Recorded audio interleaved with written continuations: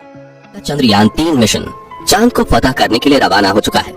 14 जुलाई 2023 के दिन दोपहर के 2:35 पर बाहुबली चंद्रयान-3 ने श्रीहरिकोटा के सतीश धवन स्पेस सेंटर से एक सफल उड़ान भरी और अब चंद्रयान-3 अंतरिक्ष में पहुंचकर धरती के आसपास इलिप्टिकल रूट में एंट्री ले चुका है। इसमें सफर करते हुए स्पेसक्राफ्ट धीरे धीरे पृथ्वी से दूर और चांद के पास जा रहा है, लेकिन अब इसका आगे का सफर इतना आसान नहीं होने वाला और इस सफर में सबसे मुश्किल है इसका आखिरी पड़ाव, जिसमें ये 23 या 24 अगस्त के दिन चांद के दक्षिणी ध्रुव पर सॉफ्ट लैंडिंग करने की कोशिश करेगा। और इसी प्रयास में साल 2019 में चंद्रयान-2 का मिशन असफल हुआ था। तो अब सवाल आता है कि आखिर क्यों चांद पर जाना इतना भयानक है और नासा के वैज्ञानिकों ने चांद पर ऐसा क्या देखा कि 70 दशक में चांद पर जीत हासिल करने वाले नासा ने अचानक से अपने सारे मून मिशंस बंद कर दिए। इस वीडियो में हम चांद से जुड़ी इन्हीं रहस्यमयी बातों से पर्दा उठाएंगे, साथ ही आपको चंद्रयान-3 के बारे में भी कुछ नया और अनोखा बताएंगे, तो पूरा वीडियो देखिएगा। दोस्तों, सतह से चंद्रमा की पूरी तरह से गोलाई दिखाई देती है, लेकिन वास्तव में चांद भी पृथ्वी की तरह अंडाकार है। चांद की सतह पर बेहद स्थिर और हल्का वायुमंडल मौजूद है। ये तो आप जानते ही होंगे कि साल 2009 में चंद्रयान-1 मिशन ने चांद पर पानी की खोज की थी, लेकिन आपको बता दें कि चांद की सतह पर पानी लिक्विड फॉर्म में मौजूद नहीं है, बल्कि इसके बड़े बड़े और बेहद ठंडे क्रेटर्स बर्फ के रूप में मौजूद हैं। साथियों, चांद से जुड़ी ये रहस्यमयी बात ये भी है कि स्विट्जरलैंड की यूनिवर्सिटी ऑफ बेसल ने अपने एक अध्ययन में ये बात खोज निकाली थी कि चंद्रमा पृथ्वी पर रहने वाले लोगों की नींद पर भी असर डालता है। कहा जाता है कि जहां अमावस के दिन लोग काफी अच्छी नींद कर पाते हैं, वहीं पूर्णिमा पर उन्हें कम नींद आती है।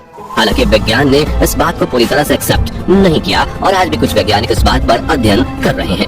दोस्तों, चांद की जमीन काफी ऊबड़-खाबड़ है और इसमें कई बड़े बड़े क्रेटर यानी गड्ढे मौजूद हैं, जो इतने बड़े हैं कि पिछले करोड़ों सालों से इनके अंदर सूरज की रोशनी तक नहीं पहुंच पाई है। इनमें से सबसे बड़ा गड्ढा चांद के दक्षिणी ध्रुव में मौजूद है। एटकेन बेसिन नाम के इस गड्ढे का डायामीटर 2500 किलोमीटर और गहराई तो इतनी ज्यादा है कि इसमें एक के ऊपर एक करके 10 बुर्ज खलीफा समा जाए। जी हाँ, इस गड्ढे की गहराई 8.2 किलोमीटर के आसपास है और ये पूरे सोलर सिस्टम के सभी ग्रहों और ग्रहों में मौजूद गड्ढों में सबसे बड़ा गड्ढा है।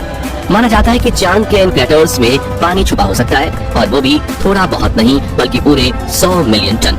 इसके अलावा यहाँ hydrogen, ammonia, methane, sodium, mercury और सिल्वर जैसे मूल्यवान संसाधनों का खजाना मौजूद हो सकता है, जिसकी खोज करने के लिए ही चंद्रमा पर चंद्रयान-3 मिशन को भेजा गया है। साथियों, साल 1959 में रशिया के स्पेसक्राफ्ट ने पहली बार चांद पर लैंडिंग की थी। इसके बाद अमेरिका ने भी कई मून मिशन किए और 20 जुलाई 1969 के दिन नासा के अपोलो 11 मिशन के दौरान एस्ट्रोनॉट नील आर्मस्ट्रॉन्ग और बज एल्ड्रिन ने चांद पर पहली बार कदम रखा था। जिसके बाद नासा ने कई मून मिशन किए थे और अपने कुल 12 एस्ट्रोनॉट्स को चांद पर भेजा। एस्ट्रोनॉट्स ऐसे व्यक्तियों को कहते हैं जो पृथ्वी के वायुमंडल से ऊपर जाकर अंतरिक्ष यानी चांद पर जाकर रिसर्च करें। लेकिन दिसंबर 1972 में अपोलो 17 मिशन के बाद नासा ने अचानक से इंसानों को चांद पर भेजना बंद कर दिया। इसके लिए उन्होंने ये कारण दिया कि चांद पर फिलहाल ऐसा कुछ नहीं है जिसकी रिसर्च की जा सके। लेकिन कुछ लोगों का ये भी कहना था कि नासा ने असली कारण को छिपाया है।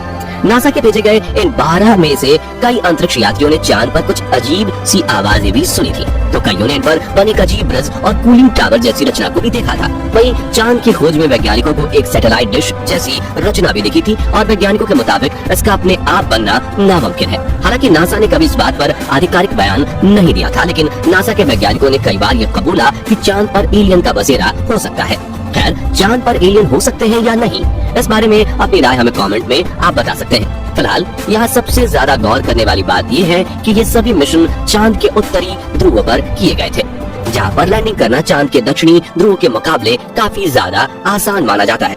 लेकिन साल 2019 में भारत के चंद्रयान-2 ने चांद के दक्षिणी ध्रुव पर सॉफ्ट लैंडिंग करने की कोशिश की थी और अपने इस प्रयास में चंद्रयान-2 का लैंडर विक्रम बुरी तरह से असफल हुआ था। लेकिन आखिर चांद का दक्षिणी ध्रुव इतना खतरनाक क्यों है, आइए जानते हैं। सबसे पहले तापमान की बात करें तो चांद के दक्षिणी ध्रुव में कई ऐसे बड़े बड़े गड्ढे यानी क्रेटर्स हैं जहां करोड़ों सालों से सूरज की धूप नहीं पहुंची और सूरज की धूप न पहुंचने का सीधा सीधा मतलब है तापमान का ठंडा होना।